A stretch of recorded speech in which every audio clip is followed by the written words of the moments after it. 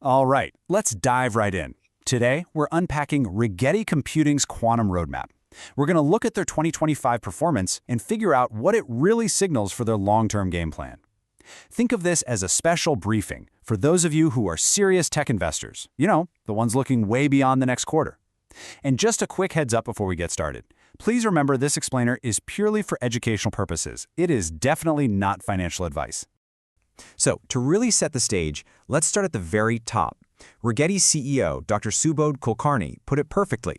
He said their progress isn't just about small steps forward, it's about validating their entire strategy. And what's the end game? It's not just about building a quantum computer. No, the real goal is achieving what's called practical quantum advantage.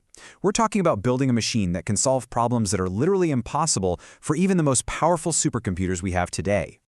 Okay, here's how we're going to break it down. We're getting right to the point. We'll kick things off with the main investment thesis, and then we'll dig into the evidence, the tech, the market buzz, and of course the money that's fueling the whole thing. So, what's the bottom line here? What's the core thesis? Well, in a nutshell, it looks like Rigetti is very deliberately executing a long-term playbook to build a top-tier, scalable quantum platform. And what's absolutely crucial is that they seem to have the cash, the runway, to actually see this ambitious plan through. On top of that, they're already getting some serious thumbs-ups from the market. All right, let's get into the really good stuff. We're going to dive into the first, and you could argue the most important pillar of this whole thesis, the technology. Because at the end of the day, it all boils down to how good and how scalable their quantum processors really are.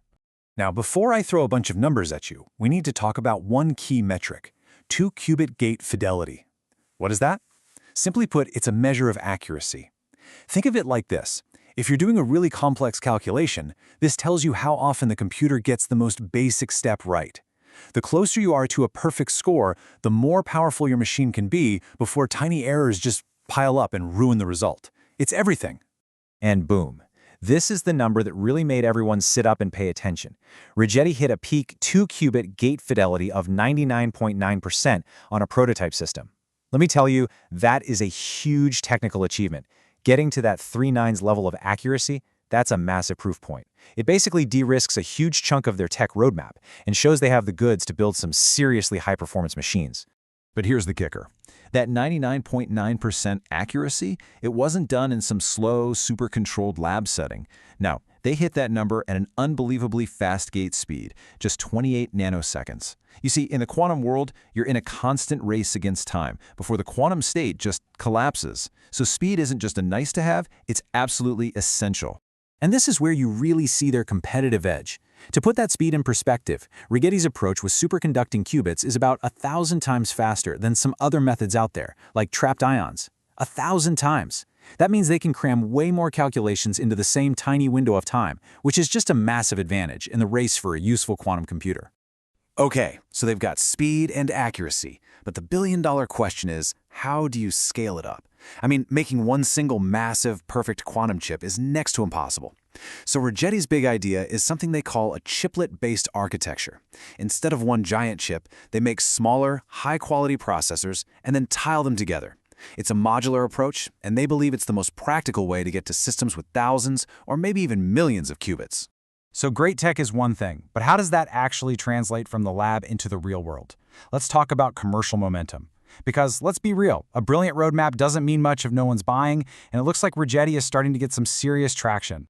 And this first one is a big deal. We're talking about a nearly $8.5 million order from a major national group in India. Now, this isn't just a simple sale, it's a huge strategic thumbs up. It tells us that entire countries are investing in their own quantum future, and they're picking Rigetti's hardware to plug right into their most powerful computing centers. And the momentum doesn't stop there. They're also seeing success with their Novera systems. These are smaller, on-site units built for R&D. They let customers get their hands dirty with everything from the hardware itself to crucial things like error correction. And what's really smart is that these systems can be upgraded, which basically turns a one-time sale into a long-term tech partnership. And what does this next one show us? It shows their reach is going global. They locked in the first ever sale of their quantum processing unit in Japan, which is a massive hub for research. This proves their market is expanding internationally, and they're planting their flag in really key strategic places for quantum R&D. Okay, let's talk money. Now, when you look at the financials for a deep tech company like this, one that's still really in a pre-commercial stage, you have to shift your perspective. You can't just see these numbers as a report card on the past, you have to see them as the fuel for building the future. All right, let's just put it on the table. For the year, revenue was about $7.1 million, but the net loss was over $200 million. Now, I know what you're thinking. In almost any other industry, that would be a 5-alarm fire. But in the quantum space, that loss represents the massive, cash-burning R&D it takes to invent a world-changing technology from scratch. It's literally the price of admission.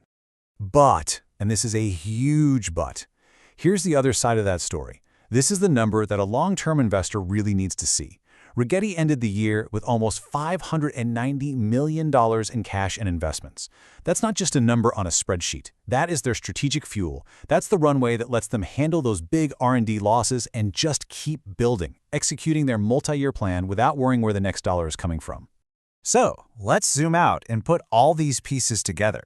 What does this all add up to? If you're looking at the quantum space with a long-term view, what's the big picture here?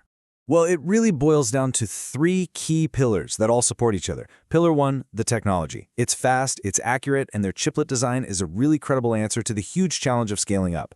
Pillar 2, market momentum. This isn't just theory, they're getting real, multi-million-dollar orders from serious customers. And Pillar 3, the financials. All of this is backed by a rock-solid cash position that gives them the stamina to finish what is definitely a marathon, not a sprint. And that leaves us with one final big question to think about. Look, a lot of companies can make a few really good qubits. That's not the hardest part anymore. But in the real race, the race to build a machine that can actually change the world, the winner probably won't be the company with the single best qubit. It'll be the one with the best plan to scale up to 1 million qubits. So the question is Rigetti's scalable chiplet architecture the ultimate competitive advantage? The ultimate moat? That's what I'll leave you with. And that's our executive briefing on Rigetti Computing. Hey, if you got some value out of this breakdown, do me a favor and hit that like button and subscribe for more deep dives into the tech that's shaping our future.